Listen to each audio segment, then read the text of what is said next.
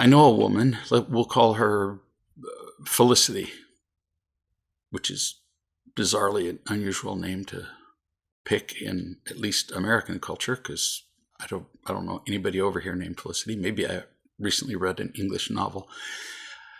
She's in her 20s, and she was raised by a selfish, angry victim of a mother. I couldn't even emphasize each of those three words enough. Selfish, angry, and victim. This mother manipulated and controlled her and everyone around her from morning to night when Felicity was a child. She, by the way, now that Felicity's in her mid-20s, still does. If I had a single word of commendation, like as in, well, but at least sometimes she was whatever, kind or to the kids, I'd offer it. But she was pretty terrible to her children, as many parents are. In her defense, as I would defend every parent, she wasn't taught any different. She didn't know any different. So I'm not blaming her, Felicity's mother. I'm describing her so that you understand Felicity better, because the subject, it turns out, is Felicity. Notice that was the first thing I said. I know a woman named Felicity. We're not talking about her mother. Felicity's mother was raised by a mother who was like clinically insane. A mother so crazy that she was institutionalized. Felicity's mother was insane enough that she kept her kids out of school. She homeschooled them. Well, she called it homeschooled them. What she really did was home berate them. She kept her kids out of school just to heap more abuse on them for hours at a time. And in the process, completely crippled 2 of her 3 children for reasons beyond understanding. The why of this, I couldn't possibly answer. Felicity somehow decided, I want to get out of this household. And so as soon as she got old enough to leave, she did leave. She paid for her own college degree. She paid for an entire year of her own therapy.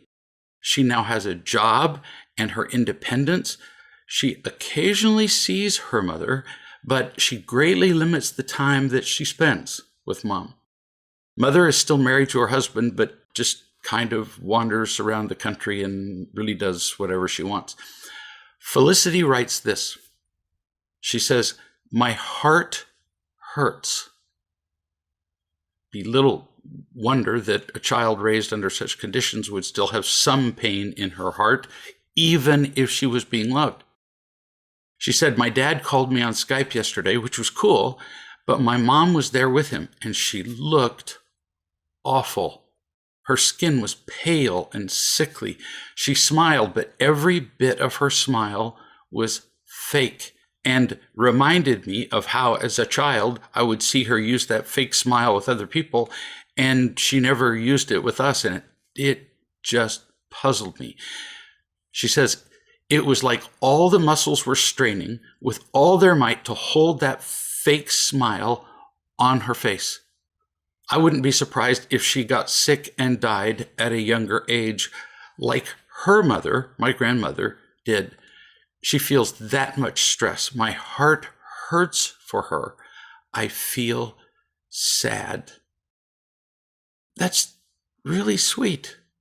I mean, here's a woman who abused her children all of their lives, has made 2 of the kids relatively crippled emotionally, one of them actually insane, and she feels sorry. She feels sad for her mother because she recognizes that her mother never really meant to hurt her children.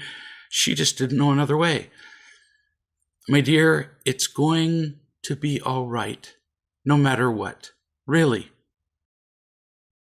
That may sound like patting your head meaninglessly. It's not.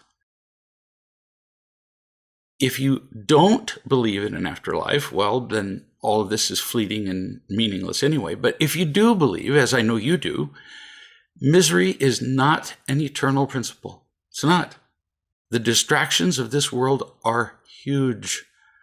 But in the next life, they'll be gone. Pain and misery are not eternal principles. So it's sweet of you to feel sad for her, but not sweet to stay there, because that'll just make you miserable and will continue the pattern that was established who knows how many generations before you. Like you've described, your mother's miserable, her mother was miserable. You're breaking a pattern of who knows how many generations. You continue. She still tries to bring everyone down around her.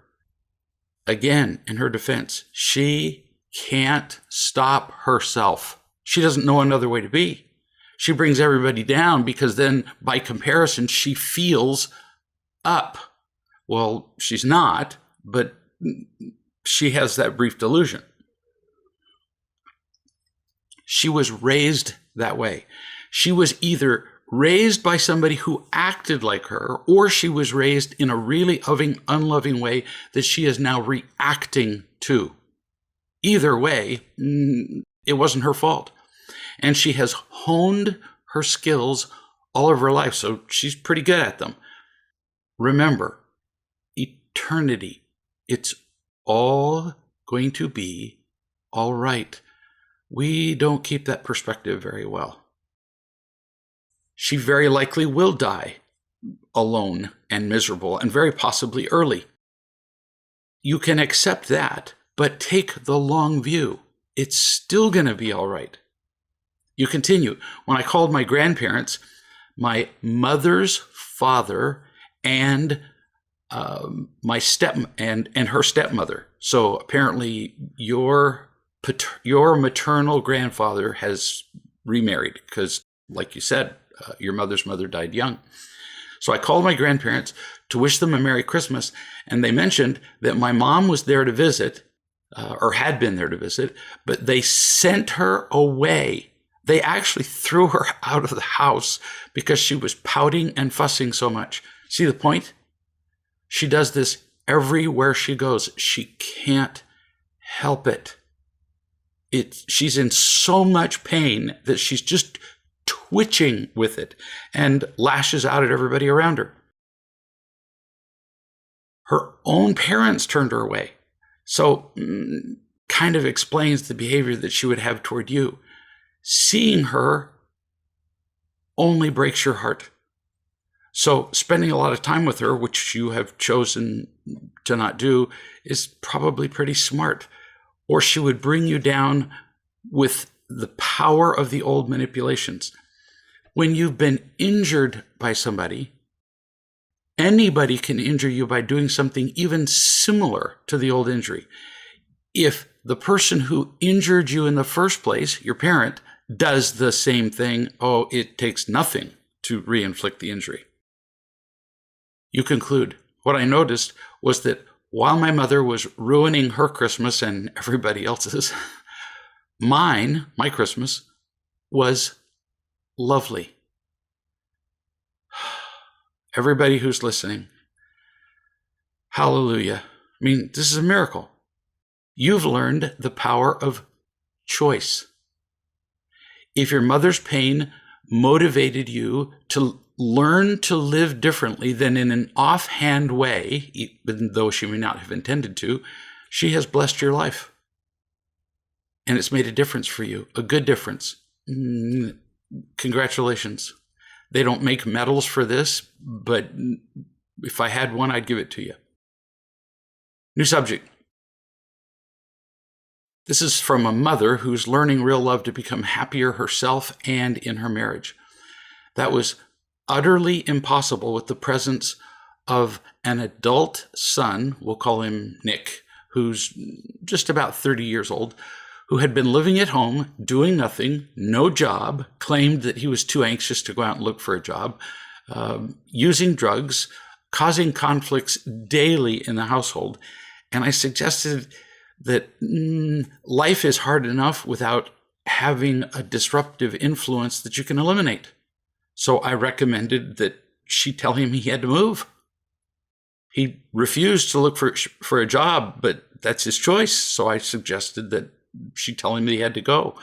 Nearly killed her. to hear that. She said, well, but he'll be homeless. Well, then that should be motivating. If you got no place to live, it would motivate you to earn some money so you would have a place to live. Well, he has no job. She said, well, this might motivate him to get one. She proposed gradually phasing him out. I don't know how you gradually have somebody leave. Whether you have them leave the house from 9 to 12 or 12 to 3. When somebody is addicted to doing absolutely nothing, and in his case, addicted to video gaming, addicted to porn, addicted to everything, you don't gradually phase it out. Walk into a group of older, more experienced 12-step guys and tell them that you're an alcoholic, but you're drinking a little bit less over time, and watch every guy in the room fall on the floor laughing. And if you phase him out, I suppose one way to do it would be to say you have to leave for a week and then you can come back. If you do it that way, then you end up making him leave 20 times instead of once. She had him leave. She did it. She wrote, she said, it's been a tougher couple of days with my receiving demanding and attacking texts from Nick. Remember these texts. They will help you. Yes, he is in pain, but he knows absolutely nothing about gratitude. Only give me, give me, give me. And if you do give him, is he grateful? Does it help him? No, you don't help him at all. He just takes more. I'm not blaming him. I'm just pointing out the truth that what you've been doing isn't helping him. And in your present condition where you're just getting your own life together, you can't help him. So if he's homeless and has no food and no job and is sleeping under the bridge, eventually he'll either discover that he kind of likes living that way, because it turns out there are homeless people who've had homes built for them. They've been brought into the home and they go right back out on the street. They prefer it there. So he'll either prefer being homeless, or he'll get a job in an apartment in a room or something and learn to live independently. But as long as he has your place to live in, why would he be motivated to do anything? Why would anybody do anything who's fed, clothed, given a video game console to play with, is allowed to smoke drugs in the house? Why would you be motivated to change? You continue. I just responded with a time when he wrote these nasty texts. I responded with a time that we could meet, and I ignored all the attacks. But it really stirs up my PTSD. Of course. Remember, I care about you. Other people care about you. Focus on your healing. Give your husband what you can, and eventually you may be able to help your son. But right now, you're just not in a position to do that. You're too fragile. That's it. When I was recovering from my back surgery, I had a pile of wood out there that, well, I was going to say needed to be chopped, but I do it for fun. I didn't do it while I was supposed to be staying in bed because I couldn't. I wasn't in a position to chop wood. You're not in a position to help Nick. You're just not strong enough, just as I wasn't. You continue. I do know that it will be okay eventually. And reminding myself of that and all the other truths, and feeling so grateful that I'm no longer alone, and no longer alone with the helplessness and hopelessness I had in the past when trying to deal with the pain of my son. Good for you, kid. Feeling not alone is huge. Nobody likes pain. Nobody does, and I know a fair bit about pain. But suffering pain alone is awful. After my multiple surgeries, when the pain was the worst, you wouldn't think it would matter. But just having Donna come into the room made me feel better. I wasn't alone. You conclude, I do worry that he might commit suicide if I make him leave. Yes, that is one of the possibilities. And you can't deny that. And you have to deal with it in your head. You can't be worried about that, because if you're worried that he'll kill himself if he leaves, you will be held hostage by that.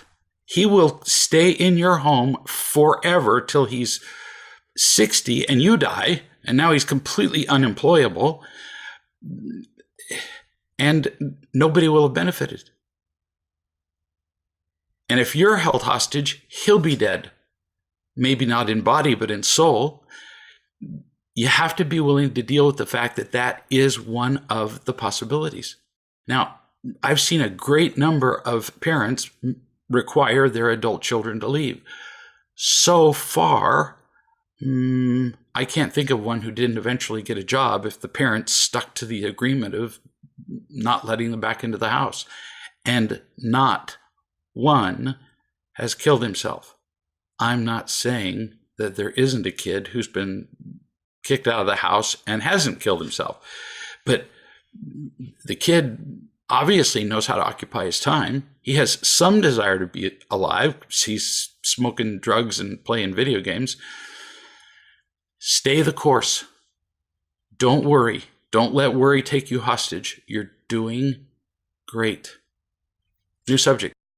This is from a mother of some young adults, and she's been doing Real Love for a couple of years. We've just been informed that our son planned a drinking party tonight, like as in a couple of hours, with his friends, none of whom are old enough to drink, including him. We have been clear with him not to have a party, and we're out of town. Well, obviously, that's why he's planning the party. So what do? Do we call him and tell him that we know? You could. I'm not going to tell you what to do. You could call him and say, look, we know about this party. I can tell you the odds are really pretty high that he'll have the party anyway. Now, he might not, but he's really going to learn if you do this. Let him have the party. You know the time of the party, I'll bet. Whoever told you knows when it's going to start. And you know kind of when the party's going to peak anyway. You know, it's going to be midnight, 1 a.m. Call the police in your town about the time that you figure the party will really be going, and inform them that they're all underage, and then let the police haul them all in. Your son will be very likely to remember that event. New subject. If this is from a lady who has a small child, and she writes and she says, if somebody asks me again if I'm thinking about having another child anytime soon, I think I'm going to bite their head off. What can I say when people ask that? If I say we're not thinking about having another child, I'm lying, because we are. If I say that we're thinking about it, I feel like I'm not being true to my own feelings of wanting to keep it private. And if I say none of your business, I sound rude. So what can I say? This is a pretty typical question that people feel trapped because nobody's ever taught us. We learned geometry and history and all those other things, but nobody ever taught us life. How do you respond to other people when they are whatever? Intrusive, rude, unloving, controlling. Who taught us these lessons? Nobody. I wasn't taught them. I don't know anybody who was. This is pretty easy. Now, again, I'm not telling you what to say. I'm giving you an example of what to say with no negative tone. So I'm going to duplicate the tone. I'm going to say it just like I would say it. Somebody asked me, so are you planning on having another child? And by the way, since I have several children, I was asked that after having one child, so I kind of know what I'm talking about. I would just respond, it's a private thing that we're not talking about publicly. That's it. You're done. It's a private thing. You'd think that would be obvious. In fact, it's almost unimaginable that somebody would be rude enough to ask you, are you planning to have another child? Does anybody ever come up to you and ask you what kind of deodorant you use? No, Deodorant is a little personal. Are you going to have another child is way more personal. Most people, when you say it's a private thing that we're not sharing publicly, most people will then apologize. And then you just repeat it. Don't worry, it's just a private thing that we're not sharing. No offense taken. See? We're done. The conversation's over. There's not a single other thing to say. It's a very common belief that we learned in childhood that if we're asked a question, we have to answer it. Where are you going? What are you doing? Why are you doing that? Blah, blah, blah, blah. When we were kids, we were quizzed to death. You could not open the door of your house without your parents asking, where are you going? When are you going to come back? What are you going to do? Where's your coat? Are those the right shoes? It was just endless. And we had to answer the questions. But we're not little children leaving the house now. We're adults. And we get to choose the questions we answer. Whoa. This is part of that education that I was talking about that none of us got. The education called, the course called life. This person, new subject, this person writes, I went to the neighbors this evening to ask them to pay more attention to the noise they make at night since it keeps me awake. Once before I went over and I said that if the noise keeps happening, I will just call the police and the apartment manager, both. It's mostly the parents screaming at the kids late at night. So you gave them one more warning than I would have. You're going over again after you're saying you would call the police, makes you look like you don't really mean it. I would have just called the police. I would have gone over and talked to him once, and then you just call the police. I don't know a city, I'm sure there is somewhere, maybe in rural Kansas. I don't know a city that doesn't have an ordinance about noise. And many police carry a meter on them that documents how much noise there was. Instead of just going, let's see, is that too much noise? What do you think? Is that too much?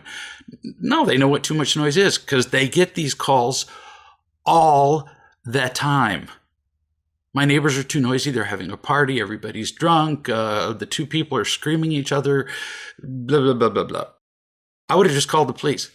Otherwise, they make a choice, in this case, making noise late at night, and so they make the choice to make noise, and they're requiring you to pay the price, to stay awake. Wrong. That's against every principle that I know.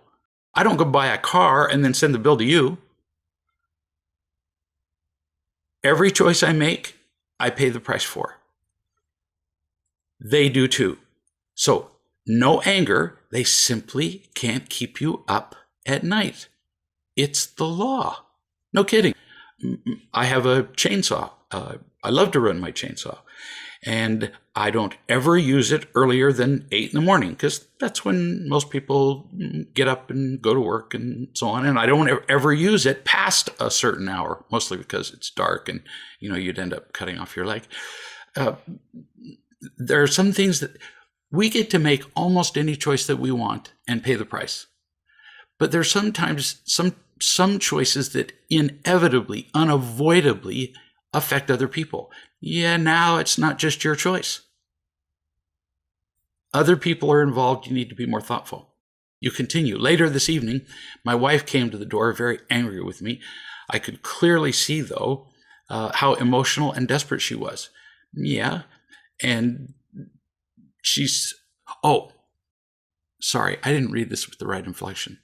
Later this evening, when I say the wife, it's not the wife of the person writing. It's the wife of the couple that make the noise late at night. Should have made that clearer. Came to my door very angry, and I could see how emotional and desperate she was. Well, you think? If you've got a couple who late at night is keeping you up with their screaming at their kids, can you imagine the relationship that they have? So she's probably in a loveless marriage. She's miserable and she's trapped. But that is not your problem to solve. You still get to have a quiet sleep. We love everybody we can. We love them in the ways that we can. Love does not mean allowing everybody to do what they want. I'm going to say it again because people get confused. How could it be loving to call the police? Because loving does not mean giving everybody everything that they want. Otherwise, why wouldn't you allow them to come over to your house if the party was big enough and use your house for the other half of the party? No, there are restrictions on what we can do. And it's loving to require other people to follow those restrictions. It's loving to keep the speed limit. Because if I drive faster than the speed limit, I increase the risk of harming other people. You're not in a place to help this woman. She's clearly in a marriage that's unhappy. You continue. She said she just got home from work. She has 5 kids to look after, and scream at. Hardly gets any sleep, and now her husband is angry at her because I said I was calling the police and the apartment manager. Again, not your problem. What she's saying is this. She wouldn't know she was saying this. But if you translate it, she's saying, I want to make a whole lot of noise till late at night, and I want you to pay the price for it, and shut up and quit bothering me. She doesn't get to do that. I would have said to her, I'm doing exactly what I said I would do the first time I came over. Because remember, this is the second time that you've told her this. It was your choice to keep making excessive noise at night. You chose to do that. So it sounds like you need to talk to your husband about the noise, not me. I didn't make the noise. Do you have anything else you want to talk about? And that's all I would say. What if she protested? Well, but we have these, I would just repeat it.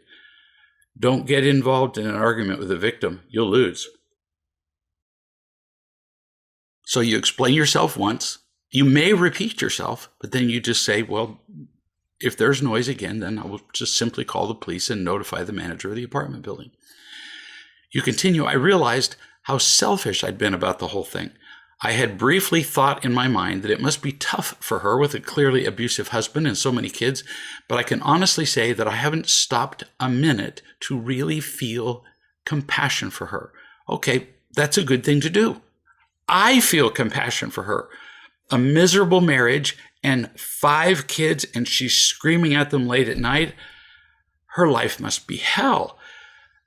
But that doesn't relieve her of the responsibility for not making noise. It doesn't. I can't drive 100 miles an hour on the road, and when the police pull me over, go, my life is just stressed. My marriage is bad, and so I have to drive 100 miles an hour. Can you imagine? I'd be hauled off to prison.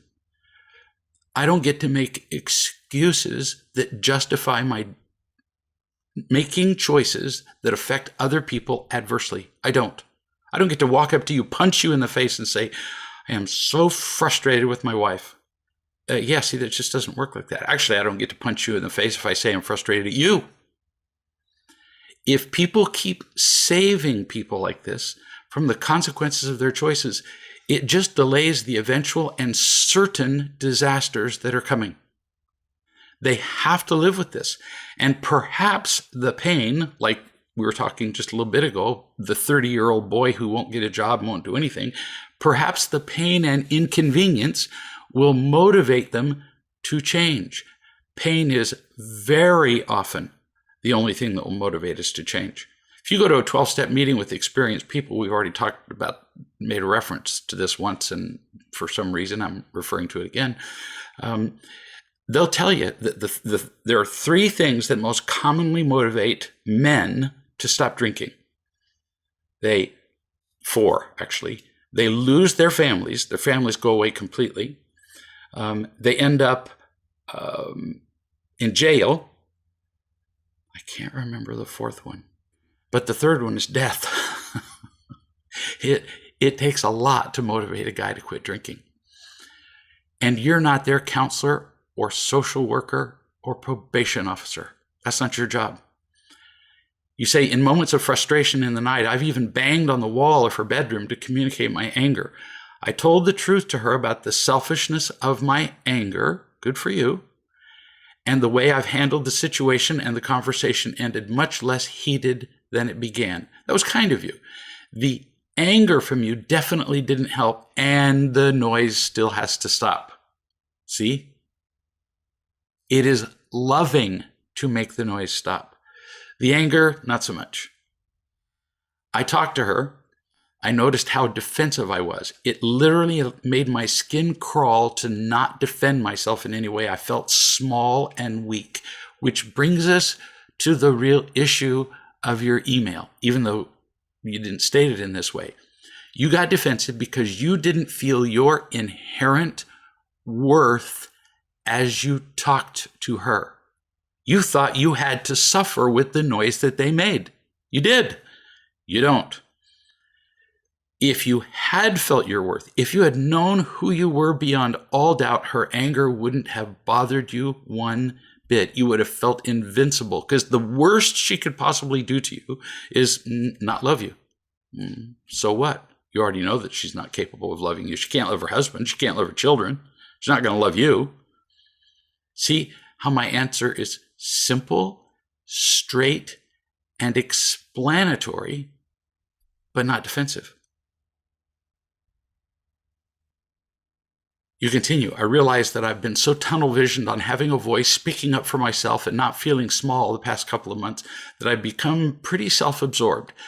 It's odd to talk of not speaking up as being selfish, but it's actually true, because you're thinking solely of yourself, in that you're not speaking up because you're protecting who?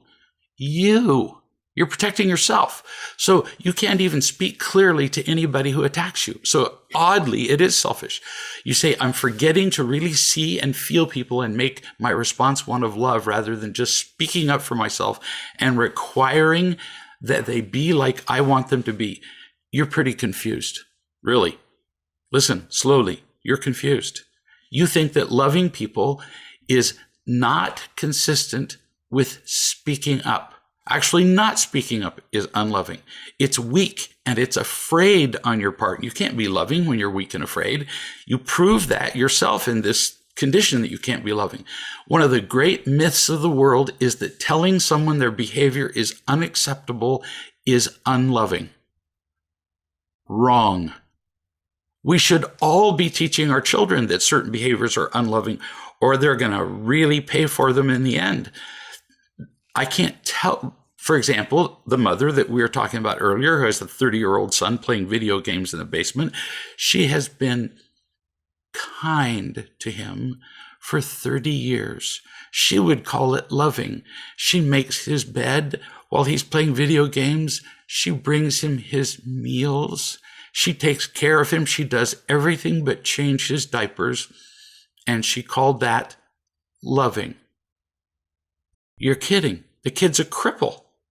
He is an emotional, career, in every way, cripple because she, quote, loved him. No. Loving and teaching go together, always. If you do only one or the other, you cause harm. So, if neighbors make too much noise, you speak up. If your boss if your boss tells you what to do, you have to do it. I mean, as long as it's moral and legal, but you don't have to put up with abusive language from your boss. And one of the greatest sources of fear in our lives, our children. We're afraid to tell them no because it would look unloving, because then they get angry at us, and wow, do we hate that. No, if your children aren't periodically annoyed at what you teach them, you're not teaching them anything. New subject. I had a pretty cool experience with my roommate yesterday. We had an agreement for many months that I was unwilling to simply put the thermostat on a comfortable temperature and leave it there indefinitely. I'm perfectly comfortable with it being 80 degrees inside in the summer. So you are comfortable when it's hotter than what most people would call room temperature in the summer. Well, that's right. That's your right. It's your house. And you made an agreement with your roommate that the temperature would be 80 degrees in the summer. And I never used the heater at all in the winter. You clearly don't live in Alaska. So we made an agreement that I would pay $30 a month in utilities. And if the bill was any higher than, 30 plus 30, we each pay equal. If it was higher than $60, he would pay me the difference. And therefore he could keep the temperature at whatever he wanted to. So I'm going to still pay $30. And if it's higher than that, if it's higher than $60, he'll pay all of that to me so that we can pay the bill. Recently, as in the last couple of months, our bill has gotten much higher, as in more than $100. Yeah, that was pretty much guaranteed to happen as the summers get hotter. You continue. Last month, he owed me $70 and he paid me $40. After several weeks of him not paying me as agreed, I began turning down the heater, as I told him I would do if he didn't follow through with his agreement.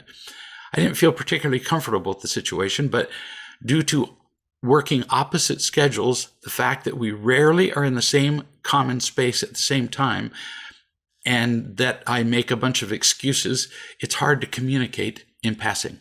I kind of wanted to avoid the subject.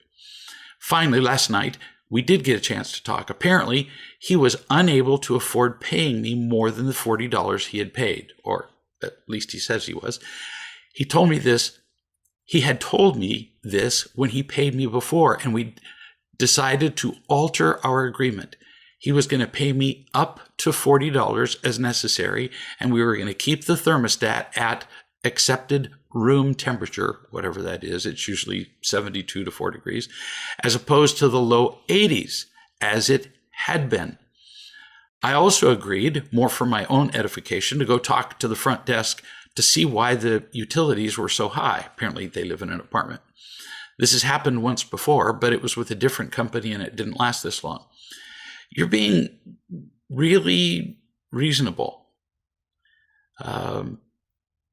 Actually, both of you both could easily have become very self-righteous. But we agreed, and him, but I'm far too hot or cold, and I can't afford more, so I refuse to discuss it. And you could have gotten all self-righteous and brought up the agreement and say that you can't change the agreement, blah, blah, blah.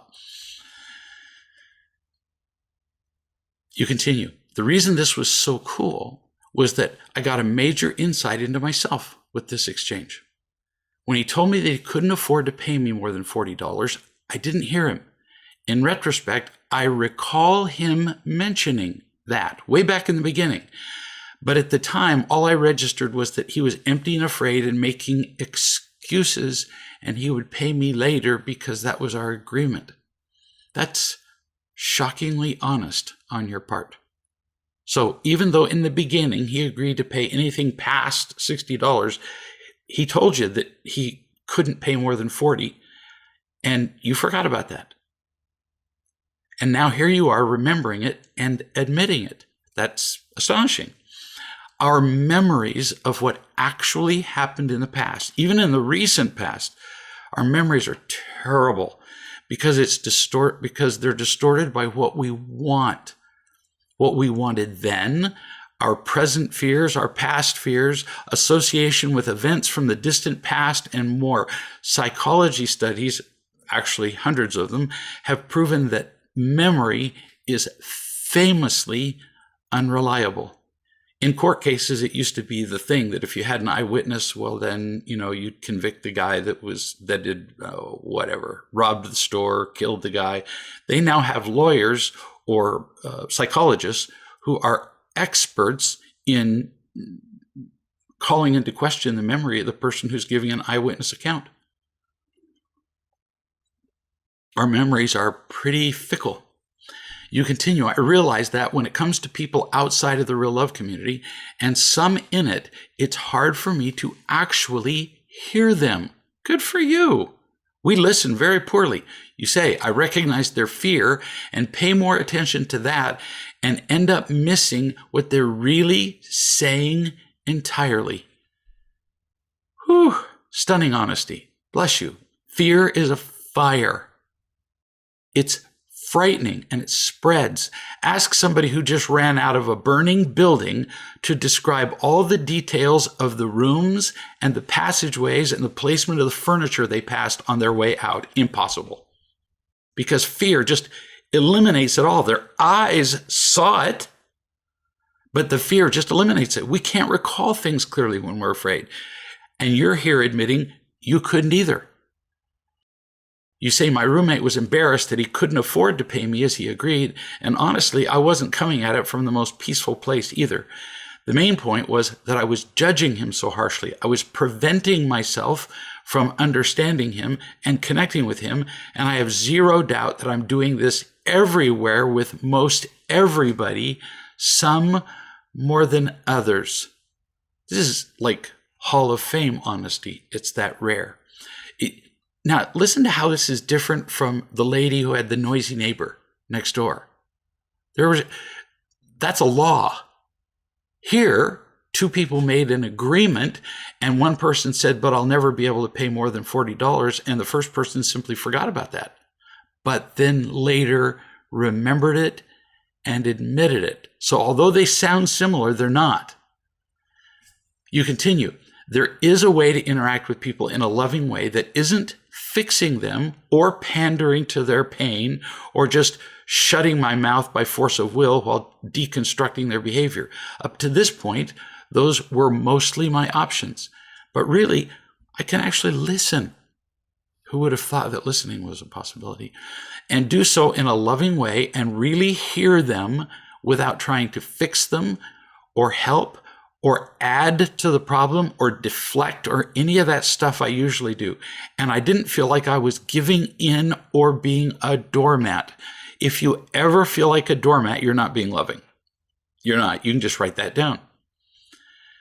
You say, that's pretty cool. Getting to see the truth and understand it and use it. I was able to hear better while I was in group and see the ways that people were actually doing work to be better without me needing to jump in and help them. You're really growing up here. I didn't feel shame or fear for what I did before, and I was grateful for that as well. Say the difference I could feel as I interacted with people. I can see that there's a different way, and now I have more and better options to start choosing from in the future. Very cool. Yeah, no kidding, very cool. You just described beautifully the difference between just reacting to people's pain and fear and disagreements and all that stuff to making conscious choices. Imagine that. The truth reveals the choices, and your feeling loved gives you the power to make the choices. I'm going to repeat that because it's intimately connected to loving and teaching. Teaching is just the truth. Loving and teaching, the truth and love. As you learn the truth, it reveals more choices, but that doesn't necessarily give you the ability to make them just because you can see them. Your feeling loved eliminates the fear and all the obstacles and gives you the power to make more loving choices. That is called real living. So, nice work. Really nice.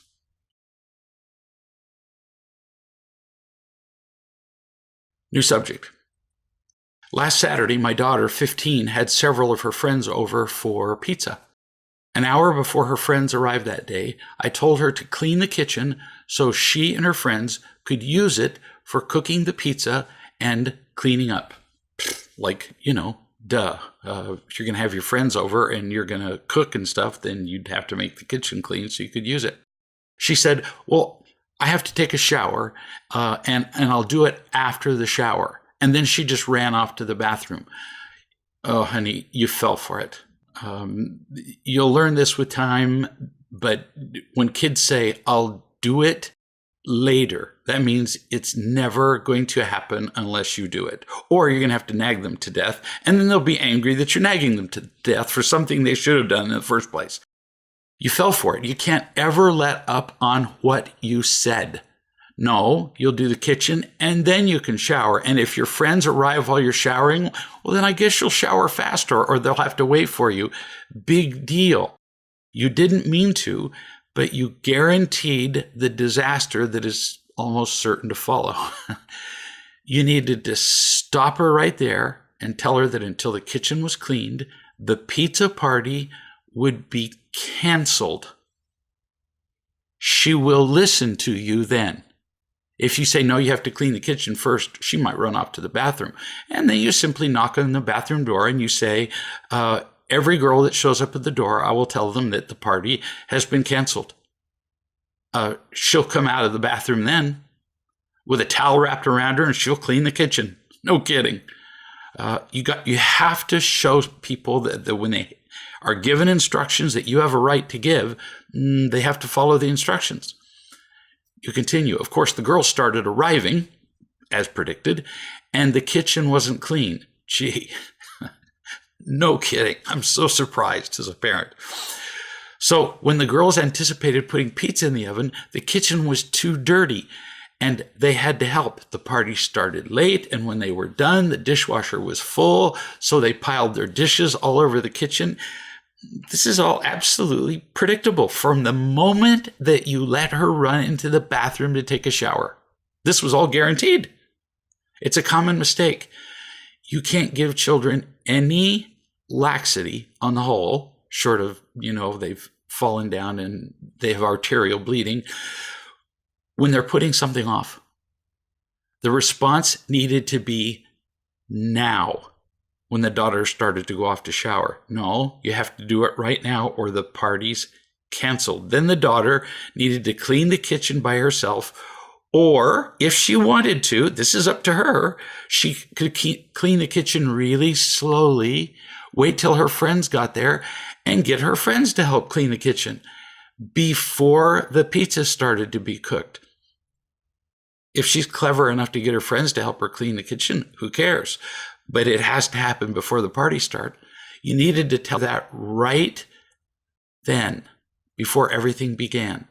Now, when you do, she will be angry because you're just beginning to practice this with a teenager, and she's used to getting her way with you, obviously, from this story, her whole life. And now you're telling her that the rules are changed. They don't like that. When you tell a child who's 16 years old, we're going to change the rules where you don't get everything that you want. I don't know a single teenage child who says, I've needed some more self-discipline, so I really want to thank you for this moment. Never going to happen. Parents always act surprised when their child is angry when they begin to do something new. So she's going to be angry. If so, you tell her she has 2 seconds. Children are funny this way. Every teacher can tell you this. If you give a child 3 weeks to turn in an essay, they wait till the night before, they stay up late, and then to turn in the essay. And so I've known some teachers who just say, the essay is due tomorrow. And the kids all moan and groan and scream, and the teacher goes, well, you were going to do it tonight anyway. So let's just do it tonight. Same thing with your daughter. You say, you have 2 seconds, and I'm going to start counting with my fingers like this. Now, I'll give you a warning once that this is going to happen. 1, 2. You'll see people count to 10. Well, the kid waits till 10 anyway, so just do it at 2. You got 2 seconds for your attitude to change, or the party is canceled. Even if you do, you'll still have to clean up the kitchen. But I'm going to cancel the party if you're going to start off with a bad attitude. If she doesn't clean the place up before the girls are gone, then no party or friends. So now 2 different subjects. You tell her attitude has to change in 2 seconds, or there's no party in the first place. And if there is a party and she doesn't clean up the place before the girls are gone, which would require possibly enlisting the help of her friends. If there are half a dozen kids over, putting things away and cleaning up the kitchen can happen pretty quickly. If she doesn't clean up before they leave, not the next day, because that's what every child will say. Have you ever heard this? If you haven't heard this as a parent, you haven't been paying attention. I'll clean it in the morning. No, they get up late, they barely shower in time, and they're on their way out the door and say, I'll clean it when I get back. And then there will be a reason to not clean it when it gets back. And by the time they clean it, well, then the health department has been there and boarded up your house. So if she doesn't clean up the place before the girls go, then you tell her there will be no party or friends over for you name a time, but a significant length of time. If you say no party for 2 days, well, from the weekend to Tuesday is not much of a penalty to have no party. The point is this: it's not being afraid to teach your children to be responsible. That's the point of this whole story. Parents are afraid because when you change the rules and require responsibility, the kids look at you with that face. Every parent hates that face, that they can communicate beautifully the "I hate you" right down to the mitochondria in your cells expression. Parents cave.